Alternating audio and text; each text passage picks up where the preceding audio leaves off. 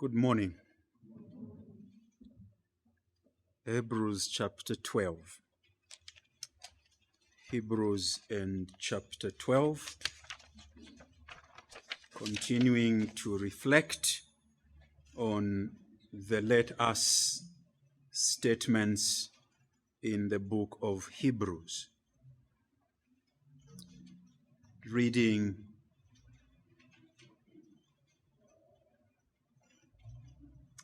verse 25 to the end, focusing on verse 28 and 29. Hebrews chapter 12, reading from verse 25 to the end, but focusing on verse 28 and 29. See that you do not refuse him who is speaking. For if they did not escape when they refused him who warned them on earth, much less will we escape if we reject him who warns from heaven. At that time his voice shook the earth, but now he has promised, yet once more I will shake not only the earth but also the heavens. This phrase, yet once more, indicates the removal of the things that are shaken, that is, things that have been made, in order that the things that cannot be shaken may remain. Therefore, let us be grateful for receiving a kingdom that cannot be shaken, and thus let us offer to God acceptable worship with reverence and awe, for our God is a consuming fire. Therefore, let us be grateful for receiving a kingdom that cannot be shaken, and thus let us offer to God acceptable worship with reverence and awe, for our God is a consuming fire. Be thankful and worship God acceptably. Be thankful and worship God acceptably. Therefore, since we're receiving a kingdom that cannot be shaken, let us be thankful. And so worship God acceptably with reverence and awe. For our God is a consuming fire, is the rendering of the NIV. Since we are receiving a kingdom that is unshakable, let us be thankful and please God by worshiping him with holy fear and awe. For our God is a devouring fire. The rendering of the New Living Translation. And we have read the rendering of the ESV. We encounter in chapter 12 the last warning. As you read through Hebrews, you can divide the book of Hebrews by the phases of warnings. You can divide it by the expositions. You can divide it by the therefore practical applications. And here in verse 25, in the context of a kingdom that cannot be shaken, having contrasted with the temporal and the permanent, we receive, as it were, the last and very serious warning, and it has to do with not taking for granted and rejecting the warning that has come. See that you do not refuse him who is speaking. Don't do that.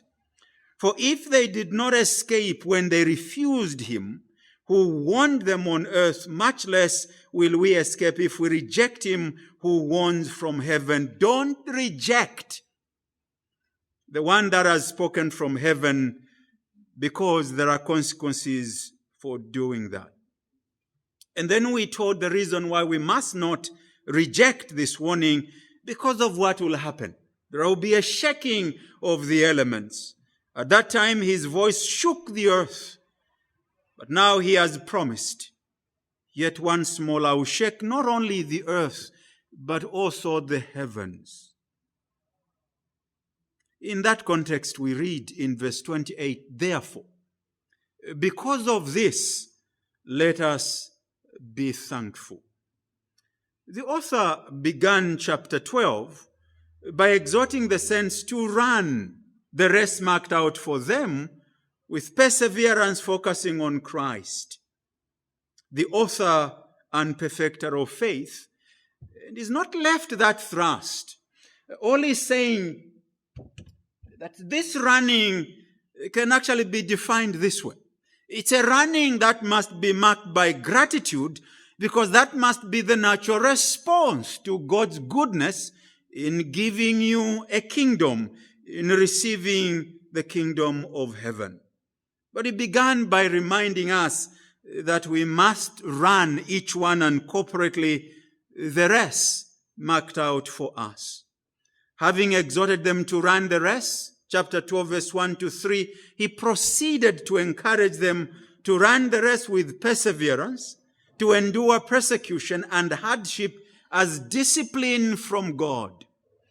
As you read verse 4 to 11, he is basically saying, look, part of the reason you must run and the motivation that must make you run is your view of this race, is your perspective of the difficulties you are going through.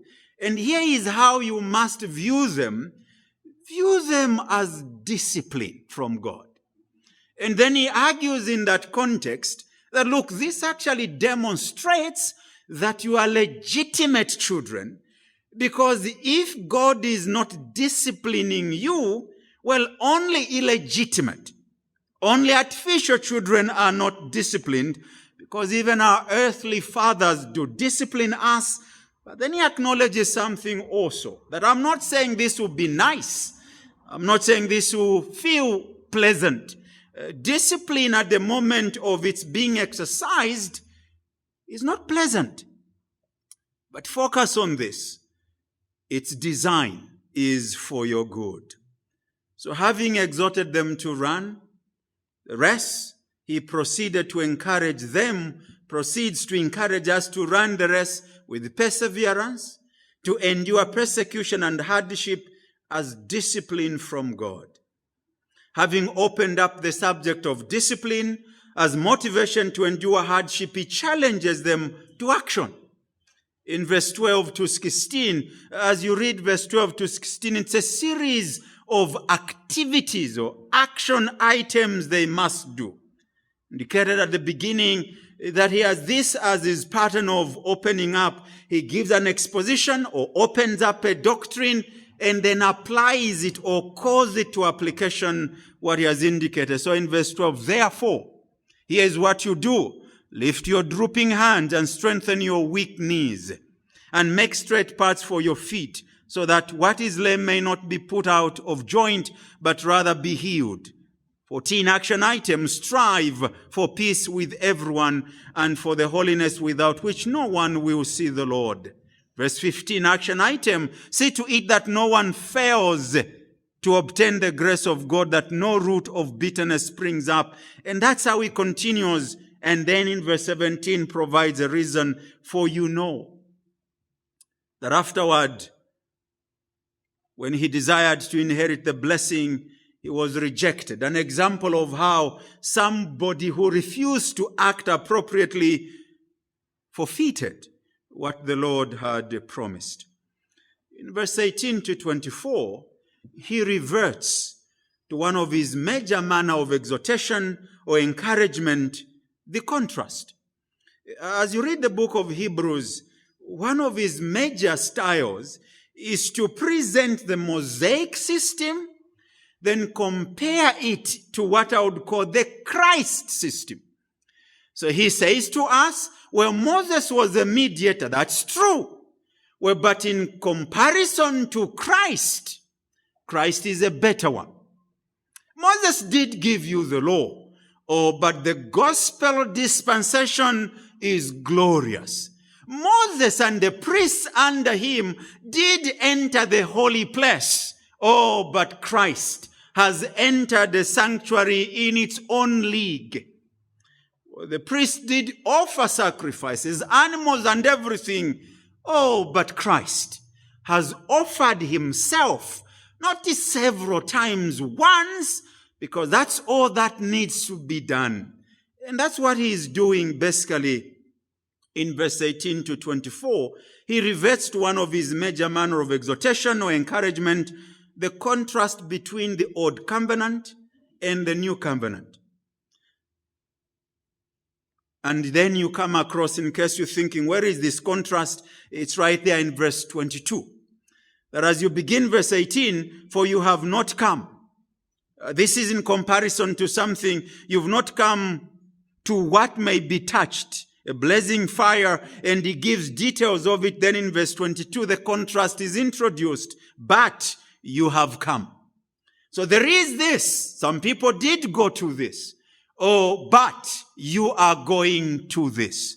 And having dealt with that whole package from verse 1, we're down to verse 27. In verse 28, we must respond. It's in the context simply this, that when you reflect on the work of salvation, the richness of what Christ has done for you, you must be completely something else, not to respond with gratitude.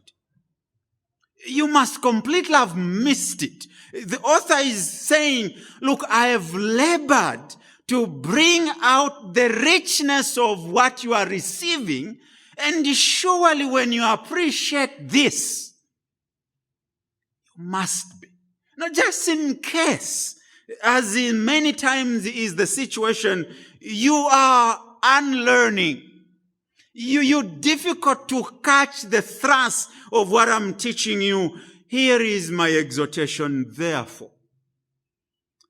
Let us be grateful for receiving a kingdom that cannot be shaken. But he calls us to this, having seriously warned against responding to the better covenant with a better mediator wrongly. While verse 28 commends the right response, gratitude that results in acceptable worship. So in Hebrews chapter 12, verse 28, we come upon the latest command or exhortation formula again, this time as a call to rendering acceptable worship, as the interconnected observations in Hebrews 12, 28, 29 highlight. As you read Hebrews 28 to 29, it's connected. There is an interdependence. Because of this is what it means, but this can only be acceptable if it's done this way. Well, if you don't do this way, I am going to close with a warning, be warned. God is a consuming fire. What are the observations that are connected? Firstly, observe that the reception of an unshakable kingdom must, as a necessity, result in gratitude. The reception of an unshakable kingdom must result in gratitude. Therefore, let us be grateful for receiving a kingdom that cannot be shaken. Because this is what it is. Explore God's plan, God's design, the intricacies of this plan, the outworking of this plan, the wisdom of God, the grace of God, the mercy of God, the reduction in the sense of coming to our level, condensation of God. All that you may receive. But notice what you've received. It's an unshakable kingdom. Or notice what you've received. It's a kingdom. It's a dignified inheritance. It's a priesthood of high regard. Because of what this is, let us be thankful. What is the right attitude to all this? Given us a rest, given us grace, given us encouragement to run this race, provided warnings, given us many examples of a people who ran, is lifted up Christ as the ultimate example, who suffered for you and for me, who disregarded the shame of the cross but did go to the cross, who was insulted. All this is working so that you receive an unshakable kingdom. What surely must be the right response? Gratitude. Notice first that the author in verse 28 states the great privilege of those who have embraced the gospel, receiving a kingdom which cannot be shaken. As you read the book of Hebrews, one of its major thrusts is who Christ is in this whole transaction of salvation. He is compared to Moses, he is by far better. Compared to the Aaronic priesthood, is by far better. His priesthood is like that of Melchizedek. This is eternal. But then he is shown to be the greatest by what he presents, by what he enables us to receive. It's not a temporary kingdom. It's not a shakeable kingdom that can be moved or changed. This is not a Roman kingdom. This is not a kingdom of the Persians. This is not a Babylonian kingdom which passed. This is the kingdom of heaven, and you're receiving it. And he is doing this to underline the great privileged position of Christians. And he's doing this so that when he then calls us to this, we would be saying, surely this must be the right response. So the author in verse 28 states the great privilege of those who have embraced the gospel, receiving a kingdom which cannot be shaken. The design of verses 18 to 29 is to demonstrate the distinction and supremacy of the kingdom of Christ. Let's read from verse 18. Just notice how he's doing this. You've not come to what may be touched. The old covenant people did go to a mountain that could be touched, but forbidden because they were not worthy, but it could be touched. You've not come to a mountain that may not be touched. The previous one was forbidden. A blazing fire, and a darkness, and gloom, and a tempest, and the sound of a trumpet, and a voice whose words made the hearers beg that no further messages be spoken to them. For they could not endure the order that was given. If even a beast touches the mountain, it shall be stoned. Indeed, so terrifying was the sight that Moses said, I trembled with fear. That's the contrast. This is not why you are coming. You're not coming to a scary, fearful, fiery position. That if you dare touch it, you will die. But what have you come to? But you've come to Mount Zion, to the city of the living God. You have come to the heavenly Jerusalem. You have come to innumerable angels in festal gathering and to the assembly of the firstborn. Skipped something important, verse 22. But you've come to Mount Zion, to the city of the living God, the heavenly Jerusalem, and to innumerable angels in festal gathering, and to the assembly of the firstborn who are enrolled in heaven, and to God, the judge of all, and to the spirits of the righteous made perfect, and to Jesus, mediator of a new covenant, and to the sprinkled blood that speaks a better word than the blood of Abel.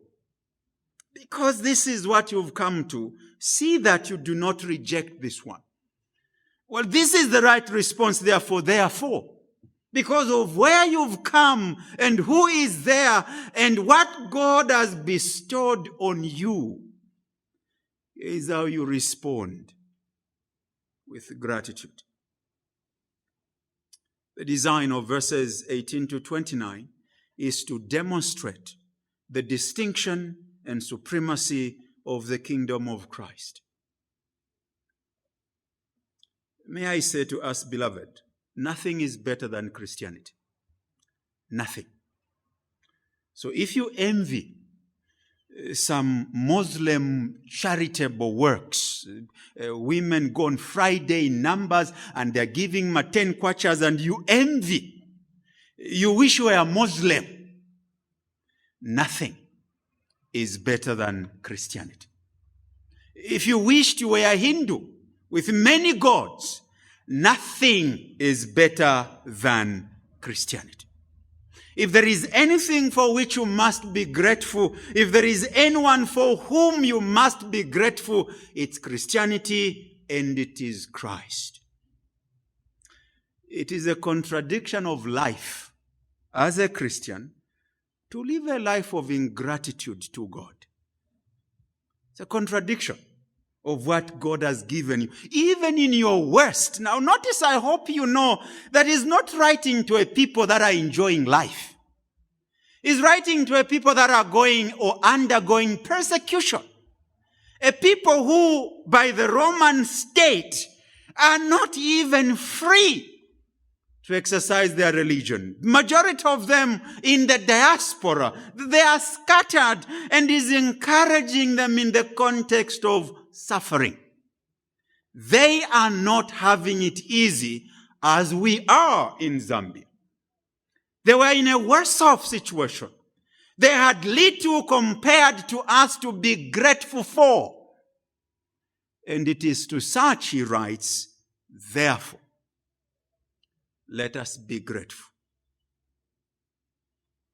None of us, please, just in case you're thinking, are you sure? Read chapter 11. Chapter 11, the examples they are given, and they are given those examples to show them that others have walked this path. Others have died for this faith. Others have become a game. They were sown in two. It's to that group. Just in case you're thinking, how can I be grateful? I am suffering, COVID, something. No, you are not. Compared to this, how dare we not be grateful for what he has done for us? Part of its distinction lay in its being unshakable, immovable, that is indestructible. It is a permanent kingdom with an unchangeable course. No external position shall ever be able to shake or move this kingdom. The Lord Jesus stated that the gates of hell shall not prevail against it. The Apostle Paul puts it this way: what can separate us from the love of God? What? His conclusion? Nothing. No one. Why? It's indestructible. Christianity, beloved, is unstoppable. Once you are on this journey, no one can stop you. Even by killing you, all they are doing is simply bring you to the conclusion quickly. You'll arrive home. Because of what it is. Because of what it is, the author tells us, therefore, let us be grateful for receiving. There is an implication there that this is a gift. This is not something you work for. This was offered to you, and you received this by faith. And as difficult as what I will say sounds, it's true. Not everybody has received it. Not everybody has it. Not everybody have had the opportunity to have the gift before them. Not everybody. If you are saved, it's because God gave it to you. He gave it to you. Please, let's throw this notion that tends to tell us, no, salvation, I worked very hard, prayer and fasting until Jesus has no opportunity but to save me. No, you've not understood what salvation is. It's a gift. Sometimes it's infuriating. You speak to people, how do you know you are saved? You know me, I go to church, I pray. What nonsense is that? You don't get saved because you worked for it. You get saved because He gave it to you. Also, just in case you think you're special, no, you received it. And the author is saying this. Be grateful that He gave you. Be grateful.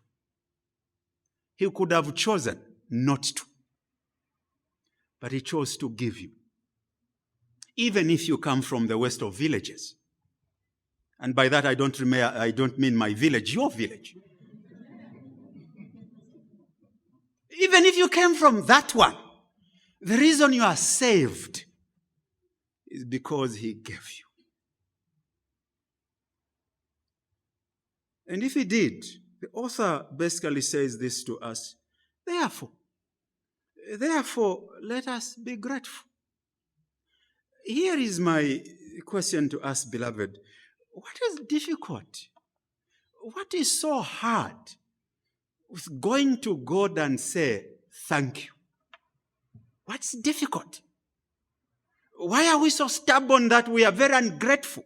We are men and women, boys and girls, whose speciality is complaining. A little thing that happens to you is, but why me, God? Why don't you say, why not you? Come to God like we deserve the best of this world. Like we deserve the best of God's gifts. Whether it's jobs or cars or marriages or clothes, whatever it is, it's almost like we are entitled to them. Now look at the text. Not only salvation, but every other blessing is a gift. Surely, we must be grateful. Surely we must be grateful. Let's not conduct ourselves like some children who are privileged, and when parents ask them to do a thing to show gratitude, their response is, I didn't apply to be born in this family, so don't trouble me. What an ungrateful child. We shouldn't be like those. We shouldn't be, because this kingdom is unshakable. Life, as it is in transition. Everything about us changes. The only constant that is leading us home is the Christian faith. If you are 25 this year, I prophesy, next year you'll be 26. That's prophecy right there. It will come to pass unless the Lord calls you. You will change. I get to hear from my children and say to them, I'm young. One of my sons likes to say to me, but Dad, you are old, eh? And I'm thinking to him, are you looking properly? Just look again. And then they point at my head and say, by the way, there's no hair here. What's happening to you? Things change, but this kingdom remains the same. It's permanent. It's unchanged. What God has said it is, will be, has been, shall be. It will not be moved or shaken. At conversion, believers enter the spiritual state of the rule of Christ. Notice, secondly, that the author is by implication stating the inconceivable greatness of the privileges received by believing the gospel. The estimation, the value, the worth, the measure of Christianity is not necessarily our outward materials. It is our inward and spiritual blessings. Read Ephesians 1:1, and you read there, we blessed with every spiritual blessing in the heavenly realm. Every single one of them. And if we are, we should be grateful. Thirdly, under gratitude, that the author by implication is underlining the futility or the uselessness and imprudence or lack of wisdom or focusing on any other kingdom. To focus on any and be consumed by any other kingdom other than the kingdom of Christ is absolute imprudence. It's being totally unwise. It's pursuing that which is absolutely, at the end of the day, useless. Beloved, whatever we'll acquire here on earth, whatever we will have, if we do not have Christ, it's all going to pass. Here's how the Bible puts it. What shall it profit a man to gain the whole world? Now, just in case you don't know the world, it's the world in which America is. To have all America yours, it's the world in which China is. To get all the wealth is. It's the world in which India is. It's the world in which Pakistan. It's the world in which Zambia. We are fighting over God this side. God we have sold. That's the world.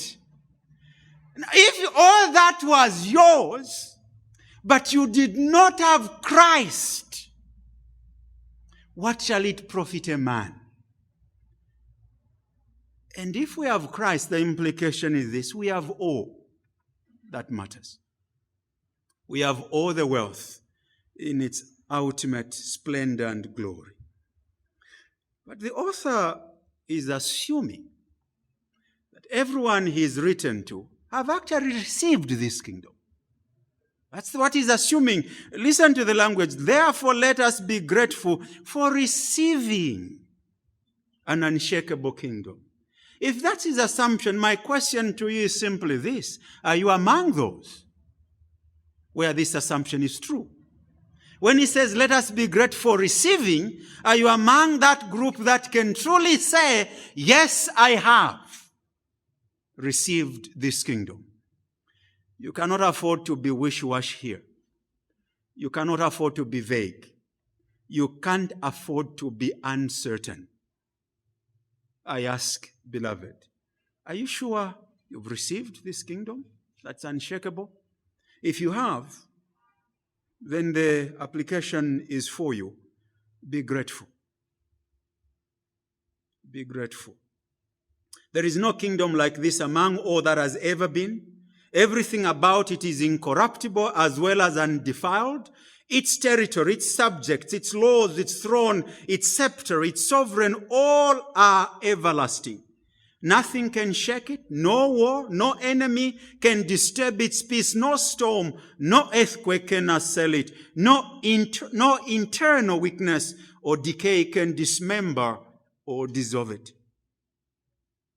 Notice fourthly, under this being grateful, that the great privilege of being recipients of an unshakable kingdom must constrain or prompt an overwhelming sense of gratitude.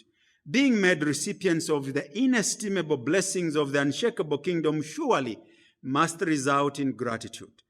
Receiving an unshakable kingdom is the equivalent of what is stated in verse 22 to 24. And here's what we read in verse 22 to 24. But you have come to Mount Zion, to the city of the living God, the heavenly Jerusalem, when innumerable angels in feast or gathering, to the assembly of the firstborn who are enrolled in heaven, and to God the judge of all, and to the Spirit of the righteous made perfect, and to Jesus the mediator of a new covenant, and to the sprinkled blood that speaks a better word than the blood of Abel. That's the equivalent of receiving this unshakable kingdom. Christians who conduct themselves below their dignity and honor betray the explicit and implicit truths of Hebrews 12, verse 28. They're simply stating they probably have not received this kingdom. If they have, that they are ungrateful.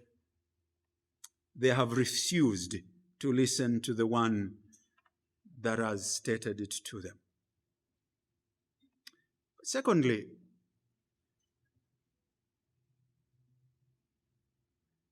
by way of observation, the first observation is really be grateful if you are saved. Secondly, that gratitude engendered or brought about by the reception of an unshakable kingdom is a means of offering worship that is acceptable or pleasing to God.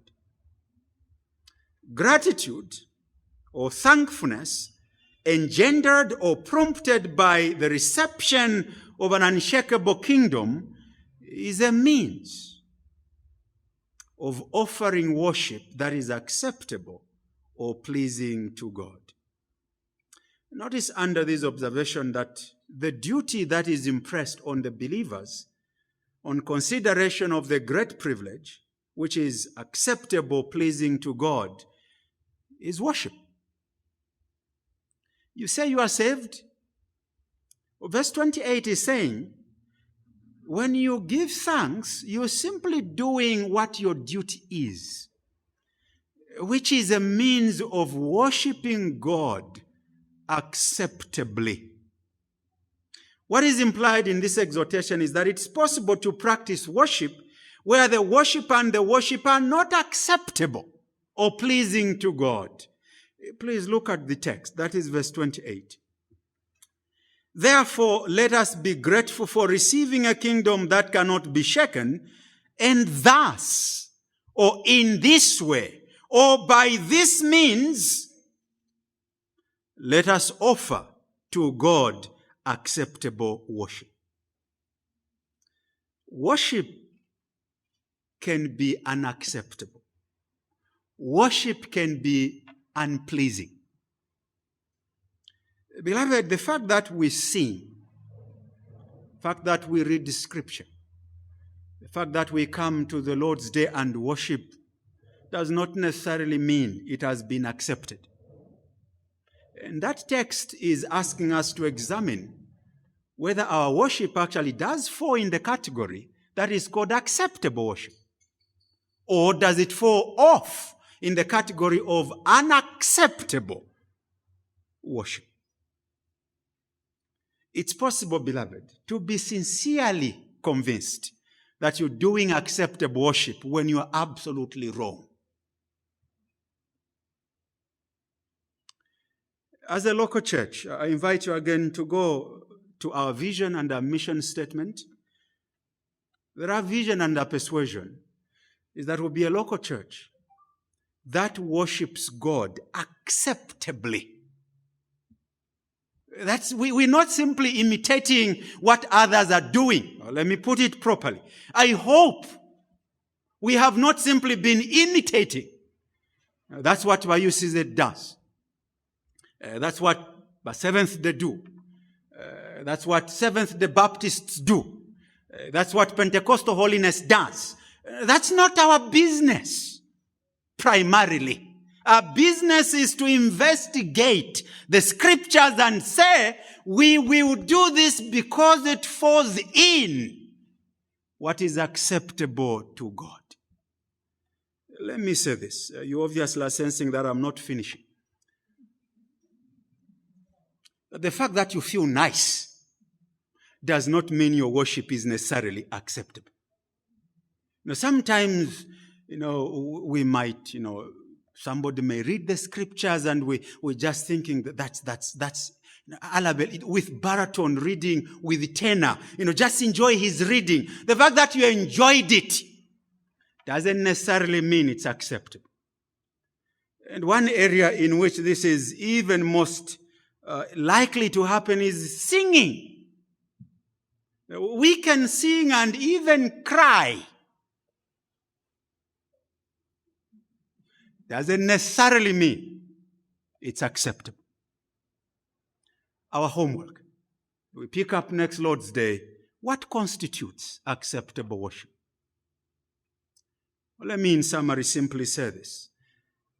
If the worshiper is in right standing with God, that's first and foremost requirement for any worship to be acceptable.